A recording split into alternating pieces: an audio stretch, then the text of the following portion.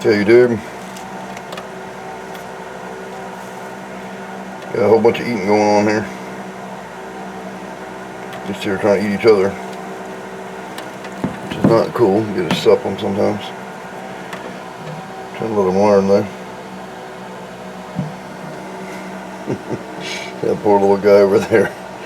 You don't even have a clue. Come here. Come here. You're missing stuff. You're missing stuff.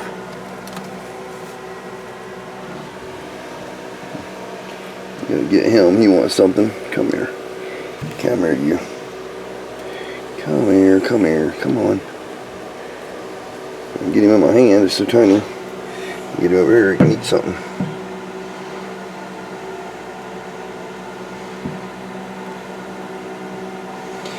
Eat something without getting eaten himself. We had a little piece of blood on that one.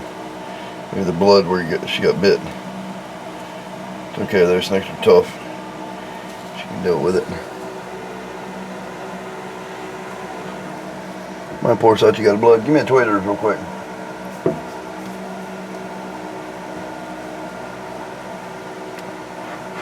Quick. Quick. I want to try to.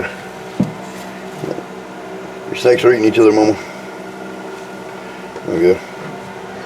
That one. Where'd that little one go?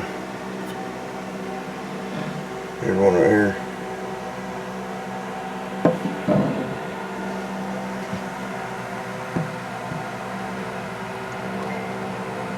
I'll just take this fish and grind it all up in little bitty pieces by mashing and mashing and mashing and mashing. And they get their fill. Where'd that little bitty one go? I need to find the little tiny one.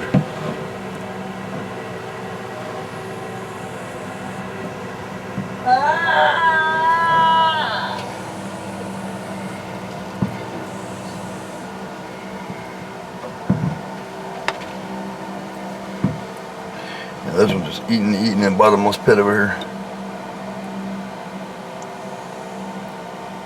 Sachi's still hungry. Sachi gets her big mouthful. There's that little guy. I try to give him something up here.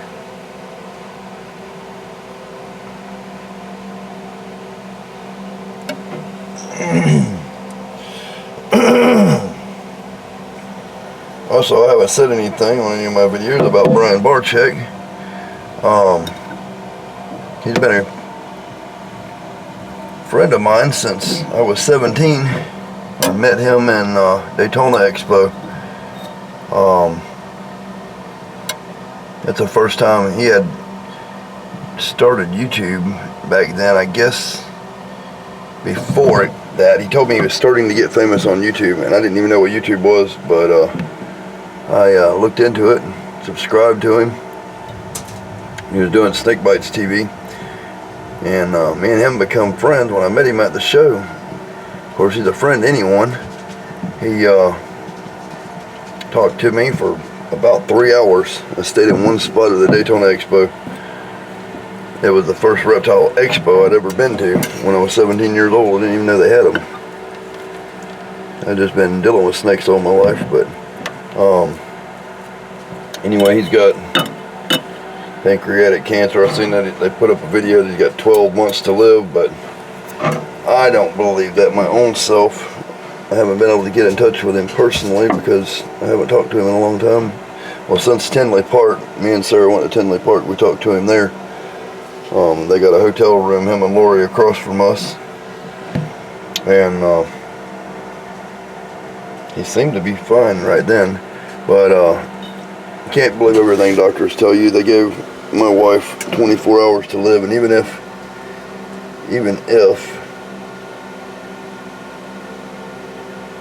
I took her to a doctor right now, they would still give her 24 hours to live because she has an aortic dissection. And I've been keeping her alive with all kinds of stuff, and I know at his first approach he didn't want to deal with natural things, but I had stage 2 melanoma cancer, inoperable, going to die, 100% guarantee, and I cured it myself. Done the research, figured it out. and I ended up curing it with dandelion root, wild dandelion root. Oh, we got a battle going on here.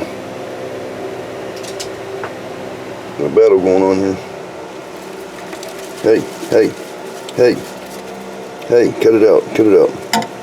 Y'all smell like fish, both of y'all. And cut it out.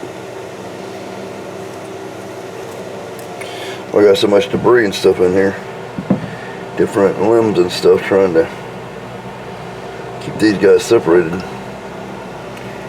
No, they're just gonna keep battling it out.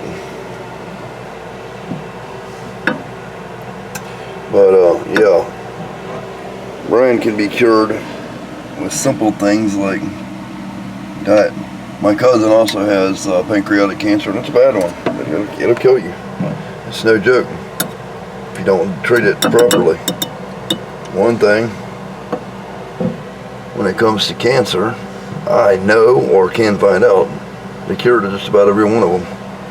It's a simple solution most of the time. One of the main things is diet. Don't eat white sugar. Eat anti-cancer, anti-tumor foods. It's a really simple fix. I understand there's a lot of veins around the thing, and it makes his inoperable, but it can shrink. Like a friend of mine had a brain tumor, inoperable. He's going to die from a brain tumor. So I started giving him raw quail eggs, and everybody thought I was crazy. This was about 3 years ago, and it took 3 years to fix the problem, but now he don't have a brain tumor, and he had an inoperable brain tumor, guaranteed to die. He's healthier now than he's been in his life. You eat 3 quail eggs raw every day. Quail eggs raw are the anti-cancer, anti-tumor, anti-inflammatory, all kinds of stuff. And you mix something like that, and you quit eating white sugar or change your diet. Don't drink soft drinks, soda, and all that stuff. Drink water. And even fasting for a time. Like the Muslims, they're fasting for Ramadan now. That's not just something that they do, it's for health purposes and health reasons. And you fast from 4 a.m. to p.m. You're starving out cancer cells and tumor cells and all that stuff in your body. You're being healthier. And when you pray and you got positive vibes, positive affirmations during that time, you're setting yourself up for healing. It's a simple process, really. It's mind over matter. Mind over matter. I know that for a fact. I practice what I preach. Like I said, I had stage 2 melanoma cancer. I was dying. The doctor said, you're gonna die. It's malignant. We can't save you. I said, well, I'm gonna save myself. He said, well, that's wishful thinking, but you need to start making arrangements for your family and stuff for when you're gone. I was like, well, my family don't much give a shit about me anyway, so there ain't no plans to make. I'm just going to save myself. And I went back to the doctor a year later and checked me out. He said, oh my God, it's a miracle. You don't have cancer. Well, it's mostly common sense. I quit eating white sugar and I started eating dandelion root, sour and nasty as it is, and bathing with it, rubbing it all over my body, boiling it, drinking it as a tea. I've been doing the raw quail eggs and all that kind of stuff. It's like my wife, she was in the hospital, they couldn't even get her to eat anything, and I took her in there raw quail eggs and she started eating them, and she was recovering until her family got involved and demanded that she was on oxycodone. Now she's a paraplegic for the rest of her life, and still I'm keeping her alive, doing things that doctors would not approve of, but I don't give a fuck. She's my wife, and I'm going to do the best for her, no matter what anybody says, because I'm not above the law, but laws that hurt me or my family do not apply to me. I live on this world just like the cops and the judges and people who try to enforce these bullshit laws that kill our families, and I'm not standing for it. I do not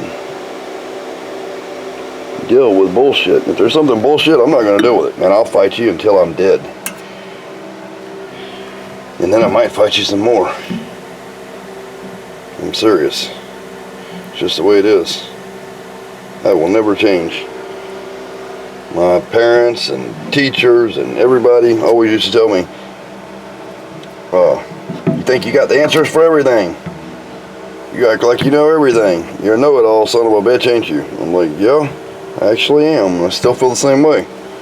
Most of them are dead from doing dumb shit that they wouldn't take my advice, so they're dead.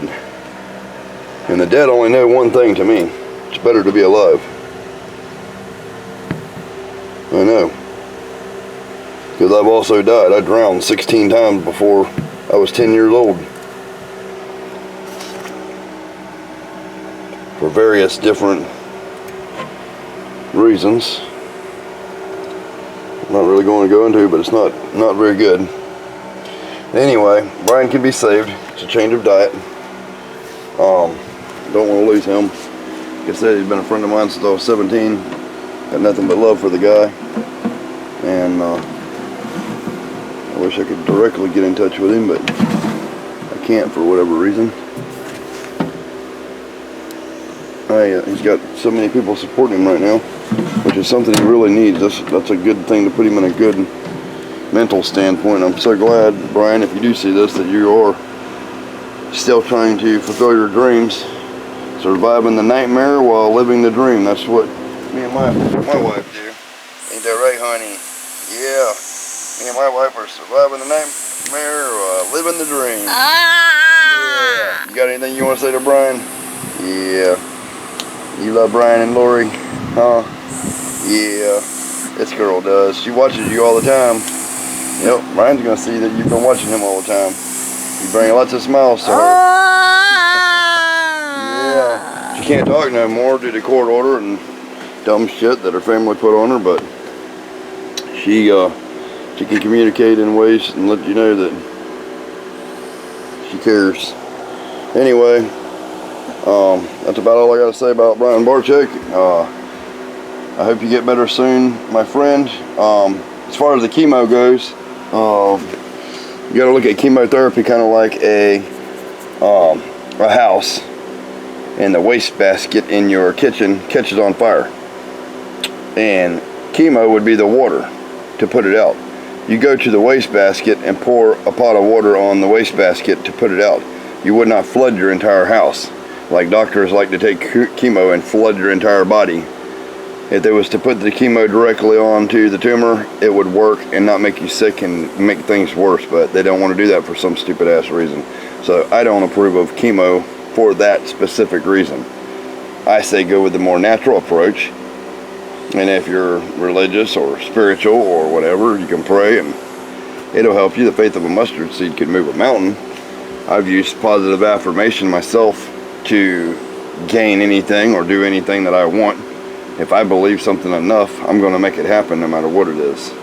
And every one of us have that power inside of us. You just got to tap into it. You got to believe it. I know that might sound crazy, but the truth of our existence and our reality is so much more far-fetched than anything any of y'all could ever imagine.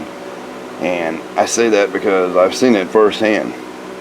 I got into the metaphysical or magical world at a very, very, very young age and reached Kumalati or oneness or whatever you might say on an epic scale through psilocybin and other psychedelic substances when I was a child, and it has carried me my entire life. And I've gained all kinds of